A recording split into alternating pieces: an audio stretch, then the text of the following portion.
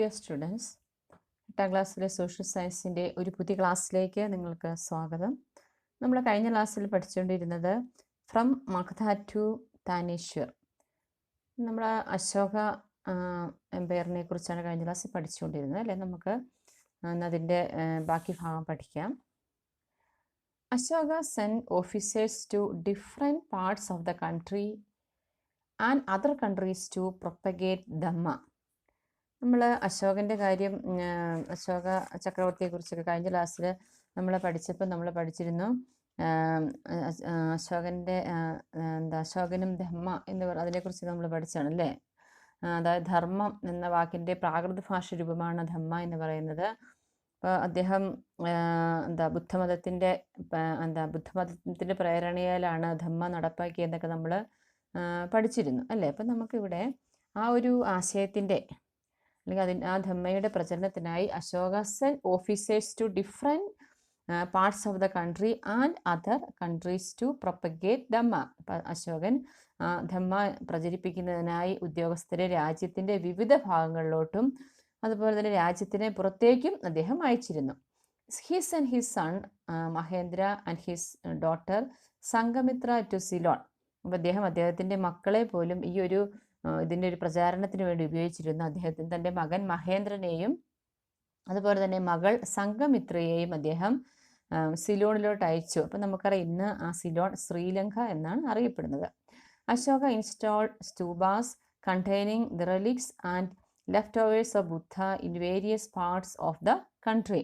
അപ്പോൾ ബുദ്ധൻ്റെ ശരീരഭാഗങ്ങളോ അല്ലെങ്കിൽ അദ്ദേഹം ഉപയോഗിച്ചിരുന്ന വസ്തുക്കളോ അടക്കം ചെയ്ത സ്തൂപാസ്, അതായത് സ്തൂപങ്ങൾ രാജ്യത്തിലെ വിവിധ ഭാഗങ്ങളിൽ അദ്ദേഹം സ്ഥാപിച്ചിരുന്നു. അതിൽ the most important among them it is the Sanchi stupa. അപ്പം അങ്ങനെ അദ്ദേഹം സ്ഥാപിച്ച സ്തൂപങ്ങളിൽ ഏറ്റവും ഇമ്പോർട്ടൻ്റ് അല്ലെങ്കിൽ ഏറ്റവും പ്രാധാന്യമുള്ളത് സാഞ്ചി സ്തൂപയാണ്. ആ സാഞ്ചി സ്തൂപത്തിൻ്റെ പിക്ചർ നിങ്ങൾ കൊടുത്തിട്ടുണ്ട് നിങ്ങളുടെ ടെക്സ്റ്റിൽ. These were the artistic profiles of that age. അദ്ദേഹം ഏറ്റവും ആ കാലഘട്ടത്തിലുള്ള കലാമേന്മയ്ക്കുള്ള ഉദാഹരണമാണ് ഈ സ്തൂപങ്ങൾ എല്ലാം. The Maurya empire and place where dhamma was propagated were free from conflicts and sectarianism. Maurya സാമ്രാജ്യത്തിലും അതുപോലെ the place where dhamma was propagated, ഇപ്പോൾ ധമ്മ പ്രചരിച്ച പ്രദേശങ്ങളിലെല്ലാം അവിടെയെല്ലാം സാമൂഹിക സംഘർഷങ്ങളും അതുപോലെ തന്നെ വിഭാഗീയ ചിന്താഗതികളുമെല്ലാം ഇല്ലാതായി. During the reign of Ashoka's successors, the power of the king and influence of Dhamma were weakened. അശോകൻ്റെ പിൻഗാമികളുടെ കാലത്ത് the power of the king, രാജാവിൻ്റെ അധികാരവും അതുപോലെ ഇൻഫ്ലുവൻസ് ഓഫ് ധമ്മയുടെ ആ ഒരു ഇൻഫ്ലുവൻസും സ്വാധീനവും ഒക്കെ ദുർബലമാവുകയും then as a result many further province became independent. അപ്പം അങ്ങനെ വിദൂര പ്രദേശങ്ങളെല്ലാം സ്വതന്ത്രമാവുകയും ചെയ്തു. നമുക്ക് അശോകൻ്റെ കാലഘട്ടത്തിലായിരുന്നു ഇത് നല്ല രീതിയിൽ പ്രചരിച്ചിരുന്നതും നല്ല ഇഫക്റ്റും ഉണ്ടായിരുന്നു. പക്ഷേ അശോകൻ്റെ പിൻഗാമികൾ വന്നപ്പോഴേക്കും എന്ത് സംഭവിച്ചു, ആ കാലഘട്ടത്തിൽ അശോകൻ്റെ മൗര്യ സാമ്രാജ്യത്തിലും അതുപോലെ ധമ്മ പ്രചരിച്ച സ്ഥലങ്ങളിലുമൊക്കെ സംഘർഷങ്ങളോ വിഭാഗ ചിന്തകളൊക്കെ ഇല്ലാതായിരുന്നു. പക്ഷേ പിൻഗാമികളുടെ കാലത്ത് അതെല്ലാം ദുർബലമാവുകയും അതെല്ലാം വിദൂര പ്രദേശങ്ങൾ അല്ലെങ്കിൽ അങ്ങനെയുള്ള ദേശങ്ങളെല്ലാം സ്വതന്ത്രമാവുകയും ചെയ്തു. നിങ്ങൾക്കൊരു ആക്ടിവിറ്റി ഇവിടെ തന്നിട്ടുണ്ട്. Evaluate the influence of Ashoka's policies on various fields in the Maurya empire. അശോകൻ്റെ നയങ്ങൾ മൗര്യ സാമ്രാജ്യത്തിൻ്റെ വിവിധ മേഖലകളിൽ ചെലുത്തിയ സ്വാധീനം വിലയിരുത്തുക. നമുക്ക് അടുത്ത ഭാഗത്തിലോട്ട് പോകാം.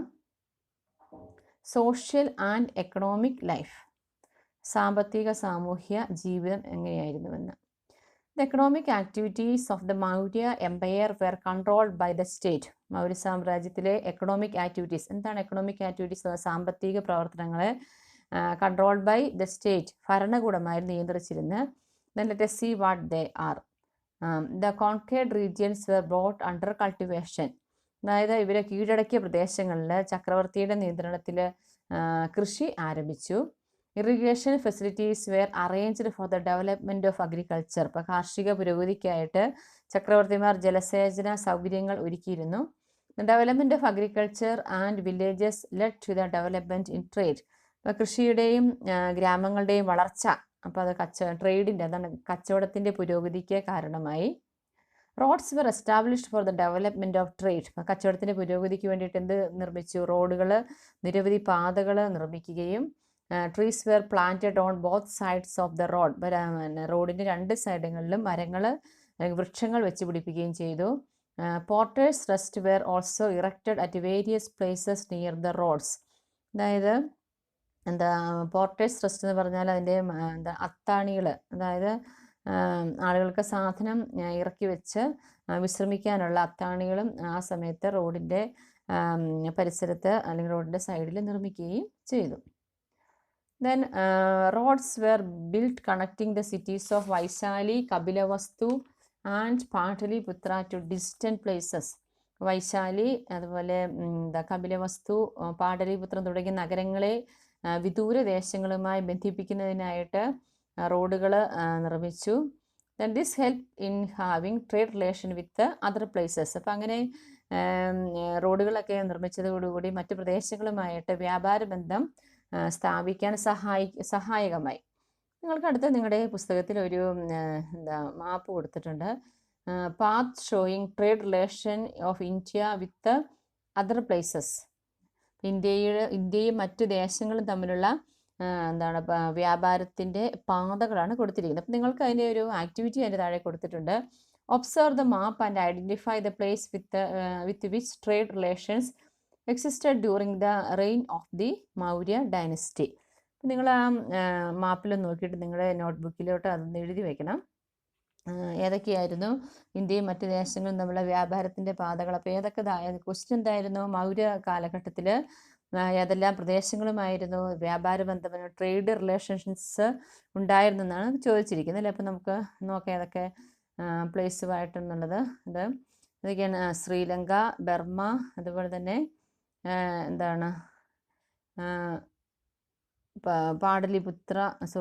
അന്തോക്യ, പേർഷ്യ, ഈജിപ്റ്റ്, ബാക്ട്രിയ, ബാബിലോൺ. അപ്പം ഇങ്ങനെയുള്ള പ്രദേശങ്ങളിലൊക്കെ ആയിട്ട് അതിൽ എഴുതിയിട്ടുണ്ട് പേരുകൾ. അപ്പം നിങ്ങളതൊന്ന് നിങ്ങളുടെ നോട്ട്ബുക്കിലോട്ട് എഴുതി വയ്ക്കുക കേട്ടോ. Okay, the next one. Punch marked coins were used for trade and for payment of wages. അപ്പം ആ കാലഘട്ടത്തിൽ കച്ചവടത്തിനും അതുപോലെ ഉദ്യോഗസ്ഥർക്ക് കൂലികൾ കൊടുക്കുന്നതിനോ അല്ലെങ്കിൽ ശമ്പളം കൊടുക്കുന്നതിനൊക്കെ ആയിട്ട് എന്തായിരുന്നു ഉപയോഗിച്ചിരുന്നത്? Punch marked coins. എന്താണ് പഞ്ച് മാർക്ക്ഡ് കോയിൻസ് എന്ന് പറഞ്ഞാൽ? മുദ്രിത നാണയങ്ങൾ. അതാണ് പഞ്ച് മാർക്ക്ഡ് കോയിൻസ് എന്ന് പറയുന്നത്. അവിടെ നിങ്ങൾക്കൊരു പിക്ചർ നിങ്ങളുടെ ടെക്സ്റ്റ് കൊടുത്തിട്ടുണ്ട്. 152-ൽ പഞ്ച് മാർക്ക് ഓൺ കോയിൻസ് ആണ് കൊടുത്തിരിക്കുന്നത്. അപ്പോൾ മുദ്രിത നാണയങ്ങൾ അതിലുള്ള മുദ്രകൾ അവിടെ കൊടുത്തിട്ടുണ്ട്. Mines and metallurgy were controlled by the government. അതെന്താണ് മൈൻസ് എന്താണ്? ഖനികളും അതുപോലെ തന്നെ ലോഹവിദ്യകളുടെയും എല്ലാം നിയന്ത്രണം ആർക്കായിരുന്നു? Controlled by the government. ഭരണകൂടമായിരുന്നു ഇതെല്ലാം നിയന്ത്രിച്ചിരുന്നത്. Therefore the authority for minting coins was vested with the government. അതുകൊണ്ട് തന്നെ നാണയങ്ങളൊക്കെ അടിച്ചിറക്കാനുള്ള ആ ഒരു അധികാരവും ആർക്കായിരുന്നു? ഗവൺമെൻറ്റിനായിരുന്നു. The government officials collected taxes from the traders. അതുകൊണ്ട് ഉദ്യോഗസ്ഥർ കച്ചവടക്കാരിൽ നിന്ന് നികുതി പിരിച്ചിരുന്നു. The accuracy of weights and measures was ensured. അതുപോലെ തന്നെ അളവ് തൂക്ക സമ്പ്രദായത്തിൻ്റെ കൃത്യത ഉറപ്പുവരുത്തുകയും ചെയ്തിരുന്നു. Immense funds were necessary for the rulers to maintain the huge army and officials in the country. അവിടെ ഹ്യൂജ് ആർമിയും അതുപോലെ വൻ സൈന്യവും ഉദ്യോഗസ്ഥ വൃന്ദങ്ങളുമൊക്കെ ഉണ്ടായിരുന്നതുകൊണ്ട് immense fund were necessary for the rulers to maintain all these things. അതായത് വൻ സൈന്യത്തെയും ഉദ്യോഗസ്ഥരെയും നിലനിർത്താനായിട്ട് റൂളേഴ്സിന്, അതായത് ഭരണാധികാരികൾക്ക് ധാരാളം സമ്പത്ത് ആവശ്യമായിരുന്നു. They collected different kinds of taxes for raising funds. അപ്പോൾ അതിനു വേണ്ടിയിട്ട് അവരെന്ത് ചെയ്തിരുന്നു? പലതരം നികുതികൾ, ഈ ഫണ്ട് ഉയർത്തുന്നതിന് വേണ്ടിയിട്ട്, റേസ് ചെയ്യുന്നതിന് വേണ്ടിയിട്ട് അവർ പലതരം നികുതികൾ അവർ കളക്ട് ചെയ്തു, അല്ലെങ്കിൽ ശേഖരിച്ചു, അല്ലെങ്കിൽ പിരിച്ചു. Different kinds of taxes of period are mention in the Arthashastra. അർത്ഥശാസ്ത്രത്തിൽ അക്കാലത്ത് നിലനിരുന്ന വിവിധ തരം ടാക്സസ്, നികുതികളെക്കുറിച്ചൊക്കെ പരാമർശിച്ചിട്ടുണ്ട്. അവയിൽ a few of them are given below. അപ്പം അതിൽ ചിലത് നിങ്ങൾക്ക് നിങ്ങളുടെ ടെക്സ്റ്റിൽ കൊടുത്തിട്ടുണ്ട്. അപ്പം നമുക്ക് നോക്കാം മൗര്യ കാലഘട്ടത്തിലുണ്ടായിരുന്ന ആ ഒരു എന്താണ് നികുതികൾ അല്ലെങ്കിൽ ടാക്സസും sectors in which the taxes was imposed. അപ്പം നികുതി ചുമത്തിയ ആ മേഖലകളും ഏതൊക്കെയാണ്? ഒന്നാമത്തെ ഏതാണ്? ഭാഗ ടാക്സ് ഓൺ ലാൻഡ്, ഭൂനികുതിയാണ് ഭാഗ എന്ന് പറയുന്നിടത്ത്. ബലി എന്ന് പറയുന്നത് tax on fruits and flowers, പഴങ്ങൾക്കും പൂന്തോട്ടങ്ങൾക്കും മേലുള്ള ഫ്ലവേഴ്സിന് മേലുള്ള നികുതി എന്ന് പറയുന്നു. അടുത്തത് ഉദകഭാഗ ടാക്സ് ഓൺ വാട്ടർ, ജലനികുതിയാണ് ഉദകഭാഗ എന്നറിയപ്പെടുന്നത്. നെക്സ്റ്റ് ശുൽക്ക എന്ന് പറഞ്ഞാൽ tax on export and import of goods, ഇപ്പോൾ കയറ്റുമതിയുടെയും ഇറക്കുമതിയുടെയും മേലുള്ള നികുതി.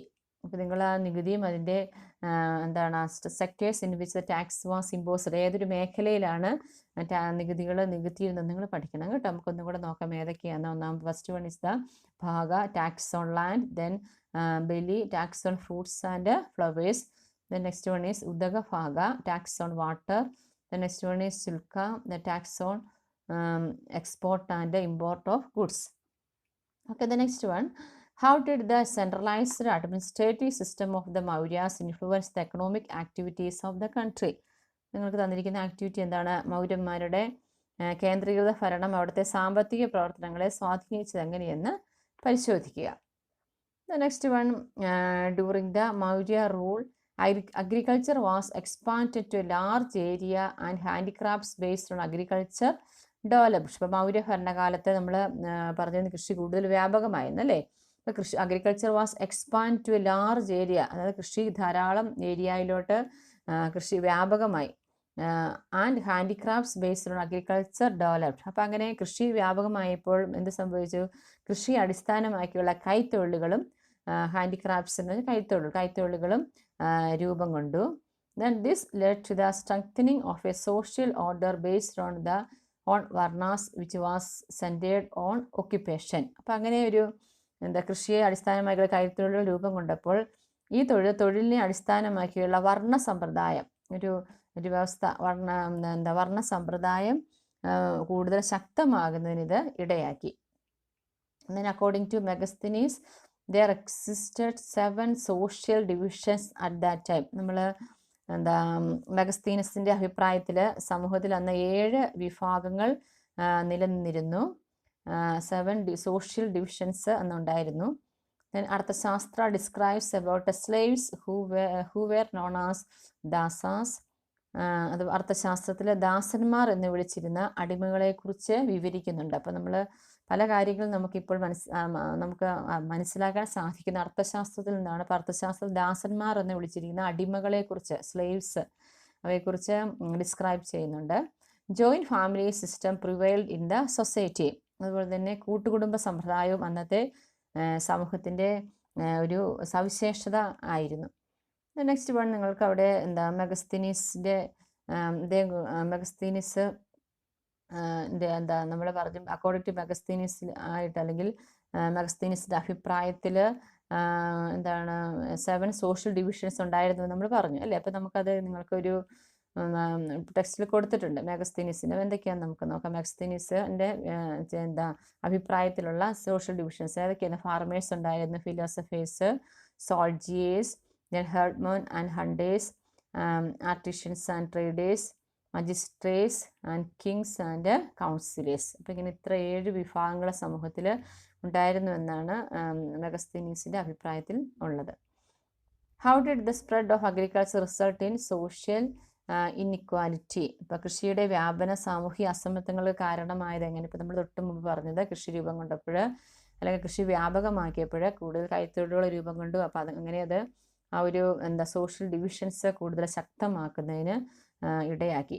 Next one, India after the Mauryas. India മൗര്യന്മാർക്ക് ശേഷം. After the decline of Maurya dynasty, different groups of people arrived India through its north west part. Maurya ഡൈനസ്റ്റിയുടെ, മൗര്യ സാമ്രാജ്യത്തിൻ്റെ തകർച്ചയ്ക്ക് ശേഷം ഇന്ത്യയുടെ നോർത്ത് വെസ്റ്റ് പാർട്ട്, ഇന്ത്യയുടെ വടക്ക് പടിഞ്ഞാറൻ അതിർത്തിയിലൂടെ പല ജനവിഭാഗങ്ങളും ഇന്ത്യയിലേക്ക് വന്നു. Then the Kushanans were the most important group among them. അപ്പം അതിൽ വന്ന ഏറ്റവും പ്രധാനപ്പെട്ടവർ കുഷാനന്മാരായിരുന്നു. Then Kanishka was the notable ruler among the Kushan. Kushanas. അപ്പോൾ കുഷാന്മാരിലെ ഏറ്റവും ശ്രദ്ധേയനായ ഭരണാധികാരി, ഇപ്പോൾ നിങ്ങളെ പേരൊക്കെ ഒന്ന് ഓർമ്മിക്കണം, കനിഷ്ക ആയിരുന്നു ഏറ്റവും ഇമ്പോർട്ടൻ്റ് ആയിട്ടുള്ള ഒരു ഭരണാധികാരി. He started the Shaka era in 78 CE. അദ്ദേഹമാണ് CE 78 ശകവർഷം ആരംഭിച്ചു. This later become the official calendar of India. അപ്പോൾ നമുക്കറിയാം നമ്മുടെ ഒഫീഷ്യൽ കലണ്ടർ ശക ഈറയാണ്. അപ്പോൾ ആ ഒരു അതാണ് നമ്മുടെ ഒഫീഷ്യൽ. അപ്പോൾ അത് ആരാണ് ആരംഭിച്ചത്? കനിഷ്കയാണ് അത് സ്റ്റാർട്ട് ചെയ്തത്. അതുപോലെ എന്നായിരുന്നു? 78 CE അതിൻ്റെ ആ ഒരു സ്റ്റാർട്ടിങ് എന്ന് പറയുന്നത്. He contributed much to the propagation of Buddhism. അപ്പം ബുദ്ധമതത്തിൻ്റെ വ്യാപനത്തിന് വേണ്ടിയിട്ട് അദ്ദേഹം നിരവധി കോൺട്രിബ്യൂഷൻസ് അല്ലെങ്കിൽ സംഭാവനകൾ അദ്ദേഹം നൽകി. The next one, Buddhist scholars like അശ്വഘോഷ and Vasumitra adorn his court. അദ്ദേഹത്തിൻ്റെ കൊട്ടാരത്തിൽ അശ്വഘോഷ അതുപോലെ വസുമിത്ര തുടങ്ങിയ ബുദ്ധമത പണ്ഡിതന്മാർ അദ്ദേഹത്തിൻ്റെ കൊട്ടാരത്തിലുണ്ടായിരുന്നു. The Kushanas were the first to introduce gold coins in India. അതും ഓർത്തിരിക്കുക, ഇന്ത്യയിൽ ആദ്യമായിട്ട് ഗോൾഡ് കോയിൻസ് ഇൻട്രൊഡ്യൂസ് ചെയ്യുക അല്ലെങ്കിൽ നടപ്പാക്കിയത് അല്ലെങ്കിൽ പുറത്തിറക്കിയത് ആരായിരുന്നു? കുഷാനസ് ആയിരുന്നു. Then Charaka and Sushruta, the prominent figures in the field of medicine lived during this period. അതുപോലെ വൈദ്യശാസ്ത്രത്തിന് നിരവധി സംഭാവനകൾ നൽകിയ ചരകനും അതുപോലെ സുശ്രുതൻ, ചരക ആൻഡ് സുശ്രുത അവർ ഈ കാലഘട്ടത്തിലായിരുന്നു ജീവിച്ചിരുന്നത്. Next one, look at the picture of A sculpture, find out the features. ഇവിടെ നിങ്ങൾക്ക് ഒരു ശില്പം തന്നിട്ടുണ്ട്. അപ്പോൾ നിങ്ങൾക്ക് അതിന് മുമ്പ് Kushanas coins during Kushana periods, ഇപ്പോൾ കുഷാന കാലത്തെ നാണയങ്ങളൊക്കെ നിങ്ങൾക്ക് തന്നിട്ടുണ്ട്. നെക്സ്റ്റ് ഒരു പിക്ചർ നിങ്ങളുടെ ടെക്സ്റ്റ് തന്നിട്ടുണ്ട്, page 160. Look at the picture of A sculpture, find out the features of it. നിങ്ങൾ ആ ഒരു ശില്പം ശ്രദ്ധിച്ചിട്ട് അതിൻ്റെ സവിശേഷതകൾ കണ്ടെത്താനാണ് പറഞ്ഞിരിക്കുന്നത്. ആരുടെ ശില്പമായിരുന്നത്? ബുദ്ധയുടെ ആയിരുന്നു. ബുദ്ധൻ്റെ ശില്പമായിരുന്നു അത്. അദ്ദേഹത്തിൻ്റെ അതിൻ്റെ രണ്ട് ഇമ്പോർട്ടൻസ് അല്ലെങ്കിൽ അതിൻ്റെ പ്രത്യേകതകൾ, ആ ഒരു ശില്പത്തിൻ്റെ പ്രത്യേകതകൾ എഴുതാൻ പറഞ്ഞിട്ടുള്ള ആക്ടിവിറ്റി ആയിട്ട് നിങ്ങളുടെ ടെക്സ്റ്റിൽ നിങ്ങൾ എഴുതി വയ്ക്കുക. ഒന്നവിടെ ഓൾറെഡി തന്നിട്ടുണ്ടല്ലേ, ആരുടെയാണ്? Sculpture of Buddha. രണ്ടാമത്തേത് built very ഷാർപ്പ്ലി.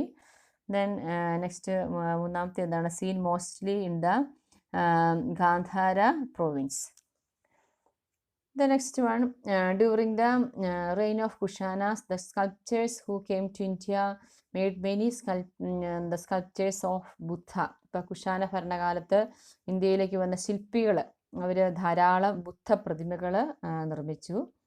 A new style of sculpture emerged as a result of the amalgamation of the style of Greece and Rome with the Indian style of sculpture. This is known as the Gandhara sculpture. ഗ്രീക്കുകാരുടെയും റോമാക്കാരുടെയും ശില്പവിദ്യയും അതുപോലെ തന്നെ ഇന്ത്യയിൽ ആ കാലത്ത് നിലനിരുന്ന ശില്പവിദ്യയും ചേർന്നൊരു പുതിയ ശൈലി ആ കാലത്ത് അത് ഗാന്ധാര ശില്പകല അല്ലെങ്കിൽ ഗാന്ധാര സ്കൾപ്ചർ എന്നാണ് അറിയപ്പെടുന്നത്. A sculpture in the style is given in the picture. ആ ഒരു ശൈലിയുടെ നമ്മൾ ആദ്യം പറഞ്ഞ ആ ഒരു ഗാന്ധാര സ്കൾപ്ചറിലുള്ള ഒരു ശില്പമാണ് ഇവിടെ നിങ്ങൾക്ക് തന്നിരിക്കുന്നത്. These sculptures were mainly made in Kandahar regions of Afghanistan. അപ്പോൾ എന്താണ് ഇന്നത്തെ അഫ്ഗാനിസ്ഥാനിലുള്ള കാണ്ഡഹാർ അല്ലെങ്കിൽ ഗാന്ധാരം എന്ന ഒരു പ്രദേശത്താണ് ഇത്തരം ശില്പങ്ങൾ ധാരാളമായി നിർമ്മിച്ചിരുന്നത്. A group of Buddhist known as Mahayana Buddhist worship the statues of Buddha. ഇപ്പോൾ ബുദ്ധൻ്റെ പ്രതിമകളെ ബുദ്ധമതത്തിൽ ഒരു വിഭാഗം നമ്മൾ നേരത്തെ പഠിച്ചതായിരുന്നല്ലേ, രണ്ട് വിഭാഗങ്ങൾ, മഹായാനയും ഹീനയാനയും നമ്മൾ പഠിച്ചതിൽ മഹായാന എന്ന് പറയുന്ന ഒരു ഗ്രൂപ്പാണ് ബുദ്ധൻ്റെ പ്രതിമകളെ ആരാധിച്ചിരുന്നത്. Then Kanishka encouraged Mahayana Buddhism and declared it as the official religion of the empire. ഇപ്പോൾ കനിഷ്കൻ മഹായാന ബുദ്ധമതത്തെ രാജ്യത്തിൻ്റെ ഒഫീഷ്യൽ റിലീജിയൻ, അതായത് എന്താണ് ഔദ്യോഗിക മതമായിട്ട് പ്രഖ്യാപിക്കുകയും അതിന് ആവശ്യമായ പ്രോത്സാഹനം നൽകുകയും ചെയ്തു. നിങ്ങൾക്ക് അവിടെ വീണ്ടും ഒരു ആക്ടിവിറ്റി കൊടുത്തിട്ടുണ്ട്. How did Mahayana Buddhism help in the growth of Gandhara sculpture. Mahayana ബുദ്ധമതം ഗാന്ധാര ശില്പകലയുടെ വളർച്ചയ്ക്ക് സഹായമായത് എങ്ങനെ? അപ്പം ഞാൻ നിങ്ങൾക്കിവിടെ തന്നിരിക്കുന്ന ആക്ടിവിറ്റിയുടെ എല്ലാം ആൻസേഴ്സ് ഈ വീഡിയോയുടെ അവസാനം കൊടുക്കുന്നതായിരിക്കും. അപ്പം നിങ്ങൾ അത് നോട്ട്ബുക്കിൽ എഴുതുകയും പഠിക്കുകയും ചെയ്യുക. Okay, thank you. Next part is the Satavahanas. ശതവാഹനർ. The Satavahanas emerged as the rulers in Central and South India after the Maurya rule. നമ്മൾ കഴിഞ്ഞ ഭാഗത്ത് പഠിച്ചിരുന്ന മൗര്യ സാമ്രാജ്യത്തെക്കുറിച്ചായിരുന്നു. ദെൻ മൗര്യ കാലഘട്ടത്തിന് ശേഷം സെൻട്രൽ ആൻഡ് സൗത്ത് ഇന്ത്യ, മധ്യേന്ത്യയിലും അതുപോലെ ദക്ഷിണേന്ത്യയിലുമായിട്ട് ശക്തി പ്രാപിച്ച റൂളേഴ്സ് അല്ലെങ്കിൽ ഭരണാധികാരികൾ ആരായിരുന്നു? ശതവാഹനന്മാർ അല്ലെങ്കിൽ ശതവാഹനാസ് ആയിരുന്നു. The rule during first century BCE. അവർ BCEയിൽ 1-ാം നൂറ്റാണ്ടിലാണ് അവർ ഭരണം നടത്തിയിരുന്നത്. അപ്പോൾ ഓർത്തിരിക്കുക, ശതവാഹനര് ഭരണം നടത്തിയിരുന്നത് BCE ഫസ്റ്റ് സെഞ്ചുറിയിലാണ്. Then Pratishthana was the capital of Satavahanas. Pratishthana presently Paithan located in Maharashtra. നിങ്ങൾ ഓർത്തിരിക്കുക, ശതവാഹനാസിൻ്റെ തലസ്ഥാനം അല്ലെങ്കിൽ ക്യാപിറ്റൽ എന്ന് പറഞ്ഞതായിരുന്നു പ്രതിഷ്ഠാനയായിരുന്നു ശതവാഹനാസിൻ്റെ തലസ്ഥാനം അല്ലെങ്കിൽ capital. Then kings like Gautami Putra Satakarni, അതുപോലെ തന്നെ Gautamiputra Satakarni, Vasishthaputra extend the power of the kingdom. Gautamiputra Satakarni, അത് വസിഷ്ഠപുത്രൻ തുടങ്ങിയ രാജാക്കന്മാർ ശതവാഹന രാജ്യത്തിൻ്റെ ശക്തിയും വ്യാപ്തിയും വർദ്ധിപ്പിച്ചു. അപ്പോൾ അതുകൂടി ഒന്ന് ഓർത്തിരിക്കുക.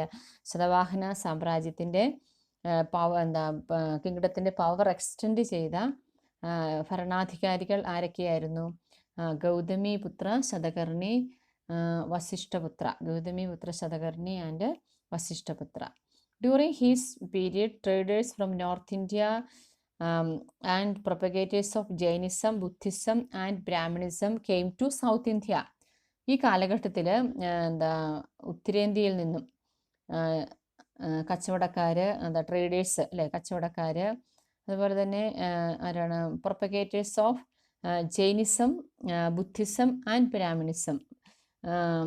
ഇവരുടെ ആ ഒരു പ്രചാരകർ ജൈനമതത്തിൻ്റെയും ബുദ്ധമതത്തിൻ്റെയും അതുപോലെ ബ്രാഹ്മണ മത പ്രചാരകരും എങ്ങോട്ട് വന്നു? Came to south ഇന്ത്യയിലോട്ട്.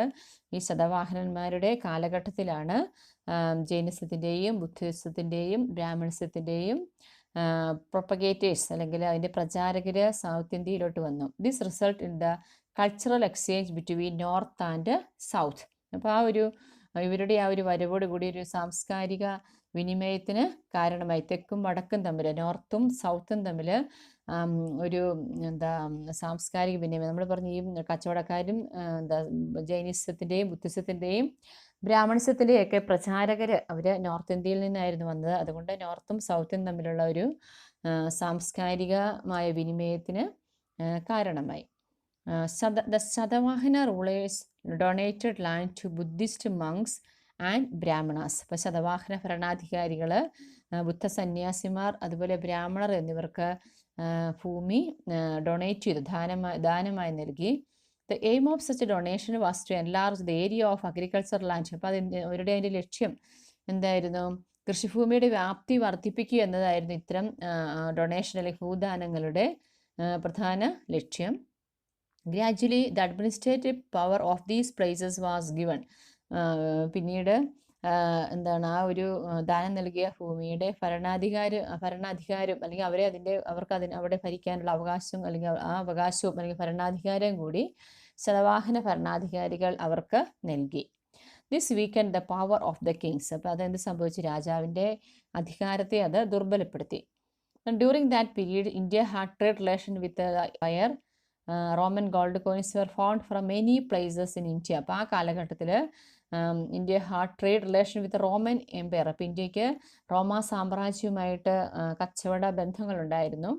Roman coins were found from many places in India. അപ്പോൾ കാലത്തെ റോമൻ സ്വർണ്ണ നാണയങ്ങൾ, അക്കാലത്തെ നാണയങ്ങൾ നമുക്ക് ഇന്ത്യയുടെ പല ഭാഗങ്ങളിൽ നിന്നും കണ്ടെത്തിയിട്ടുണ്ട്. Let us see the changes that happened due to the growth of trade. നമുക്ക് നോക്കാം എന്തൊക്കെയാണ് വ്യാപാരത്തിൻ്റെ അല്ലെങ്കിൽ ട്രേഡിൻ്റെ വളർച്ചയുടെ ഫലമുണ്ടായ മാറ്റങ്ങൾ എന്തെല്ലാമാണെന്ന് നോക്കാം. അപ്പോൾ നിങ്ങൾക്ക് നിങ്ങളുടെ പുസ്തകത്തിൽ കോയിൻസ് കൊടുത്തിട്ടുണ്ടല്ലോ. Copper coins during the Satavahana period. Satavahana കാലത്തെ ചെമ്പ് നാണയങ്ങളാണ് ഡയഗ്രം കൊടുത്തിരിക്കുന്നത്. Next growth of trade. ഇപ്പോൾ വ്യാപാരത്തിൻ്റെ വളർച്ച. Then transactions of coins. ഇപ്പോൾ നാണയങ്ങളുടെ വിനിമയം. അപ്പോൾ അവിടെ അങ്ങനെ റോമൻ ഗോൾഡ് കോയിൻസ്, അതുപോലെ തന്നെ Satavahana copper coins. Next emergence of town. ഇപ്പോൾ നഗരങ്ങളുടെ ആവിർഭാവം. ദെൻ ഏതൊക്കെ നഗരങ്ങളായിരുന്നു? അമരാവതി, നാഗാർജുനകൊണ്ട, അതുപോലെ നാഗാർജുനകൊണ്ട, അതുപോലെ Amaravati. Next emergence of various occupations and arts centres the towns. ഇപ്പോൾ ടൗൺസ് ഉണ്ടായി. ടൗൺസിൻ്റെ അടുത്ത പ്രോസസ്സ് എന്തായിരുന്നു? നഗരങ്ങൾ കേന്ദ്രീകരിച്ച് വേരിയസ് ഒക്യുപ്പേഷൻസ്, വിവിധതരം തൊഴിലുകളും അതുപോലെ ആർട്സും കലകളും എല്ലാം ആ നഗരത്തെ കേന്ദ്രീകരിച്ച് ആവിർഭവിച്ചു. അവിടെ അതിൻ്റെ തൊഴിലുകളൊക്കെ കൊടുത്തിട്ടുണ്ട്. അതൊക്കെയാണ് മെറ്റലർജി ആൻഡ് സിൽക്ക് ഇൻഡസ്ട്രി. അപ്പോൾ ലോഹ നിർമ്മാണവും പട്ടു വ്യവസായവും ഒക്കെ, സിൽക്ക് ഇൻഡസ്ട്രിയും മെറ്റലർജിയും. Next formation of trade groups called guilds which control the production and distribution. ഉൽപാദനത്തെയും വിതരണത്തെയും ഒക്കെ കൺട്രോൾ ചെയ്യാനായിട്ട് ഗിൽഡ് എന്ന് പറയുന്ന ഒരു ഗ്രൂപ്പ്, ഒരു കച്ചവട ഗ്രൂപ്പ് അല്ലെങ്കിൽ ഒരു ട്രേഡ് ഗ്രൂപ്പ്, കച്ചവട സംഘങ്ങൾ രൂപപ്പെട്ടു. അക്സെപ്റ്റിംഗ് മണി ഡിപ്പോസിറ്റ്സ്, ഗിവിങ് ലോൺസ്. അപ്പോൾ പണം ഡിപ്പോസിറ്റായിട്ട് പണം നിക്ഷേപങ്ങൾ സ്വീകരിക്കുകയും അതുപോലെ തന്നെ ഗിവിങ് ലോൺസ്, വായ്പകൾ നൽകാനൊക്കെ ആയിട്ട് അങ്ങനെയുള്ള ഒരു കച്ചവടക്കാരുടെ ഒരു ഗ്രൂപ്പ്, ഗിൽഡ് എന്ന് പറയുന്ന ഒരു സംഘടനയൊക്കെ രൂപം കൊണ്ടു. നിങ്ങളുടെ ക്ലാസ്സിൽ നിങ്ങൾക്കൊരു ചർച്ചയ്ക്കാണ് അത് തന്നിരിക്കുന്നത്. അടുത്തത് discuss how the growth of trade led to the formation of guild. വ്യാപാര വളർച്ച ഗിൽഡുകളുടെ രൂപീകരണത്തിന് വഴി തെളിച്ചത് എങ്ങനെയെന്ന് ചർച്ച ചെയ്യാനായിട്ട് നിങ്ങൾക്ക് ഒരു ആക്ടിവിറ്റി അവിടെ തന്നിട്ടുണ്ട്. What are the changes that took place during the Satavahana period from the Maurya period. Maurya ഭരണകാലത്തെ അപേക്ഷിച്ച് ശതവാഹന കാലഘട്ടത്തിലുണ്ടായ മാറ്റങ്ങൾ എന്തെല്ലാം?